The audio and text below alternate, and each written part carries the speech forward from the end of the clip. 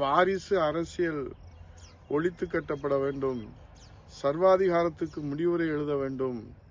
குடும்ப ஆதிக்கத்தை வீழ்த்த வேண்டும் என்கிற அந்த லட்சியத்தோடு பாரதிய ஜனதா கட்சி, அனைத்திந்திய அண்ணா திராவிட முன்னேற்ற கழகம் கூட்டணி அமைத்து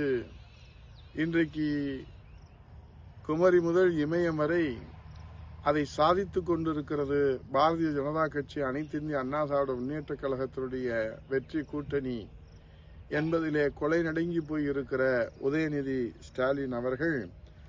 இன்றைக்கு வரம்பு மீறி அனைத்திந்திய அண்ணா திராவிட முன்னேற்ற கழகத்தை பற்றி 54 ஆண்டு காலம் இந்த தாய் தமிழகத்திலே சேவையால் மக்கள் இதயங்களிலே நிறைந்திருக்கிற இந்த மாபெரும் மக்கள் இயக்கத்தை, ஜனநாயக இயக்கத்தை, ஏழை எளிய சாமானிய ஒடுக்கப்பட்ட விளிம்பு நிலை மக்களுடைய பாதுகாக்கின்ற இயக்கத்தை இன்றைக்கு பாதகம் செய்கின்ற வகையிலே வசைபாடி விமர்சனம் செய்திருப்பதை வன்மையாக கண்டிப்பதோடு,